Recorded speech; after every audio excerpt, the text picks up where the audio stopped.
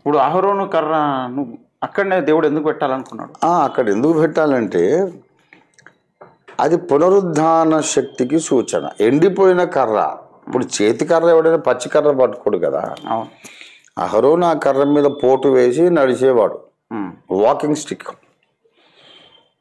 దాన్ని తీసుకురమ్మన్నాడు. అందరూ 11 గోత్రాలు 12 గోత్రాలు కూడా తీసుకొచ్చి ఆ లేవియాకాండం 16వ అధ్యాయము తర్వాత వాళ్ళు అన్నారు కదా, అసలు మేమే పరిశుద్ధులమని మీరెందుకు అనుకుంటున్నారు? అవును. అహరోను ఎందుకు ఒక్కడు యాజకుడు, మేమందరం యాజకులం కదా అని చెప్పేసి వాళ్ళు చాలా విమర్శ చేశారన్నమాట. అప్పుడు దేవుడు ఏమన్నాడంటే, మరి ఎవరు దేవుడు ఎన్నుకున్నవాడు ఎవరో మీరు తీసుకొని రండి, మీరు మీ కర్రలన్నీ తీసుకొని రండి, అప్పుడు దేవుడే నిరూపిస్తాడు. దేవుని చిత్తములో ఎవరు ఉన్నారో వాళ్ళని దేవుడే నిరూపిస్తాడని చెప్పేసి మీ అందరూ మీ కర్రలు అహరోను మీ చేతి కర్రలు తీసుకొచ్చి దేవుని సన్నిధిలో పెట్టండి. పెట్టిన తర్వాత ఉదయకాలము ఎవరి కర్ర చిగురిస్తుందో ఆ గోత్రాన్ని దేవుడు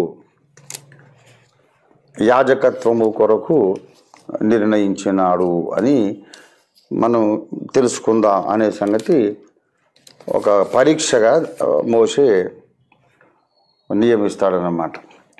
దయచేసి 17 సంఖ్యాకాండం 17. నీవు ఇశ్రాయేలులతో మాట్లాడి వారి యొద్ద ఒక్కొక్క పితరుల కుటుంబములకు ఒక్కొక్క కర్రగా, అనగా వారి ప్రధానులందరి యొద్ద వారి వారి పితరుల కుటుంబముల చొప్పున 12 కర్రలను తీసుకొని ఎవరి కర్ర లేవి కర్ర మీద అహరోను, మిగతా అన్నీ ఉంటాయి. రూబేను, షిమ్యోను, లేవి, యూదా, దాను, నఫ్తాలి, ఆషేర్ అందరి పేర్లు ఒక్కొక్క కర్ర మీద రాశాను. 5వ వచనం, అప్పుడు నేను ఎవరిని ఏర్పరచుకొందునో వాని కర్ర చిగురించును, వాని కర్ర చిగురించును. ఇశ్రాయేలీయులు మీకు విరోధముగా సణుగుచుండు, సణుగులు నాకు వినబడకుండా మాన్పివేయుదును అన్నాడు. ఆ తర్వాత 8వ వచనం, మరునాడు 17:8, మోషే సాక్ష్యపు గుడారంలోనికి వెళ్ళి చూడగా లేవి కుటుంబపుదైన అహరోను కర్ర చిగిర్చి ఉండెను. అది చిగిర్చి పువ్వులు పూసి బాదాము పండ్లు గలదా ఆయను. ఈ కర్రను ఆ మందసంలో పెట్టాడు అనమాట. అయితే అక్కడ ఏంటంటే 10వ వచనం, తిరగబడిన వారిని గూర్చి ఆనవాలుగా కాపాడబడినట్లు అహరోను కర్రను మరల శాసనముల ఎదుట ఉంచమంటే ఆ మందసం లోపల. అక్కడ విషయం ఏంటంటే వీళ్ళందరూ చేతి కర్రలు ఇట్లా పోటు వేసుకొని నడుస్తారు కదా పెద్ద మనుషులు. ఎండిపోయిన కర్రే కానీ పచ్చి కర్ర కాదు కదా. ఎండిపోయిన కర్రలన్నీ తీసుకొచ్చి దేవుని సన్నిధిలో పెడితే ఆ ఎండిపోయిన కర్రకు మళ్ళీ చిగురించి తెల్లారే లోపల రాత్రి పొద్దుగుంకే సమయంలో దేవుని సన్నిధిలో ఈ 12 కర్రలు పెట్టారు. 12 కర్రలు, అన్ని కర్రలు అట్లాగే ఉన్నాయి, 3 బారిపోయి. ఒక అహరోను కర్ర మాత్రమే చిగురించి మరి పుష్పించి బాదము ఫలాలు ఫలించింది. ఎంత అద్భుతమో చూడండి. బాదము పండ్లు 8వ వచనం, పండ్లు గలదాయను, అది చిగిరిచి పువ్వులు పూసి బాదము పండ్లు గలదాయను. రాత్రి తెల్లారే లోపల చిగుర్లు వచ్చినాయి, మళ్ళీ పువ్వులు వచ్చినాయి, మొగ్గలు వచ్చి పువ్వులై పువ్వు రాలిపోయి పిందెలు వచ్చి అవి పిందెలు ఎదిగి బాదము పండ్లు గలదాయను. అంటే చచ్చిపోయిన కర్రకు అప్పటికప్పుడు కొత్త జీవము రావడం, అది యేసుక్రీస్తు పునరుద్ధాన జీవానికి సూచన.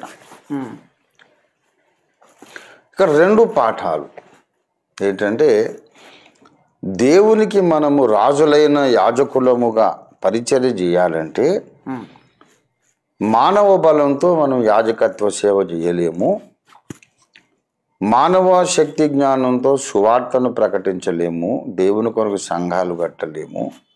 ఆత్మలను తేలేము, తెచ్చినా అవి పరలోకానికి రావు. మనం సేవను పునరుద్ధాన శక్తితో చేస్తేనే దేవుడు మన సేవను అంగీకరిస్తాడు. Point number 1. పాయింట్ నెంబర్ 2 ఏమిటంటే, పునరుద్ధాన శక్తి నీలోనికి రావాలంటే నీవు వాక్యమును భుజించాలి. మన్నా అనే అనుభవంలో నువ్వు ఉండాలి.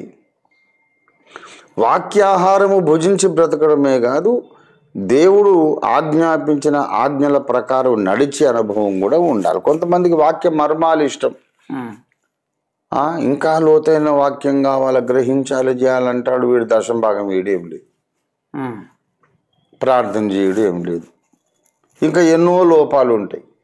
ఇలా చెయ్యమని దేవుడు ఆజ్ఞాపించిన పనులు ఏమి చేయడు, కానీ లోతైన వాక్యం కావాలి. వీడికి మన్నా మాత్రమే కావాలి, కానీ శాసనాలు రాసిన పలకలు అవసరం లేదు. ఈ రెండిట్లో కొంతమందికి ఏమో శాసనాలే కావాలి, కానీ వాక్యాహారము మీద ఆధారపడి బ్రతుకుదామని ఆశ ఉండదు. నీ వాక్యములో నాకు లోతైన సంగతులు కావాలని మొరపెట్టమన్నాడు దేవుడు ఇర్మియా 33:3. లోతైన వాక్యం ఎందుకండి, రక్షణ పొందాం కదా అనేవాళ్ళు కొంతమంది. ఆజ్ఞలన్నీ పాటిస్తారు, వాక్యాహారం భుజించరు. మరికొందరు వాక్యాహారం ఆశపడతారు, భుజిస్తారు, కానీ ఆజ్ఞలు పాటించరు. ఈ రెండిట్లో ఏది లోపించినా నీలోనికి రిజరక్షన్ పవర్ రాదు, పునరుద్ధాన శక్తి రాదు.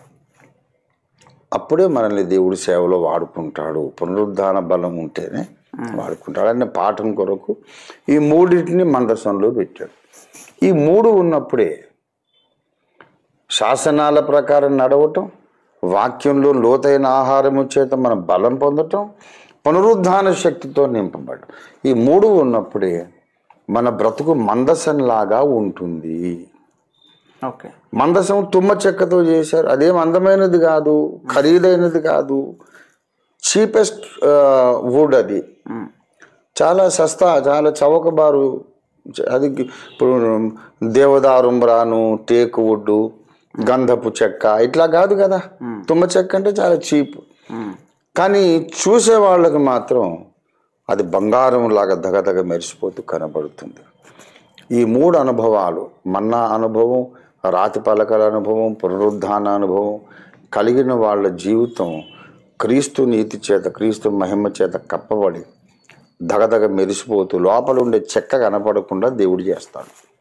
ఓకే. అది సన్నిధి రొట్టెల బల్లలో మనం రొట్టెను యేసయ్య శరీరముగా భుజిస్తున్నాం, ద్రాక్ష రసమును యేసయ్య రక్తంగా త్రాగుతున్నాం. కానీ సన్నిధి రొట్టెల బల్లలో రొట్టెలు మాత్రమే ఉన్నాయి, కానీ రక్తానికి ఏమి సాదృశ్యం ఎందుకు లేదు? లేదా రక్తానికి సంబంధించింది ఎలా అర్థం చేసుకో? ఎందుకు లేదంటే అప్పటికి ఇంకా యజ్ఞం జరగలేదు కదా.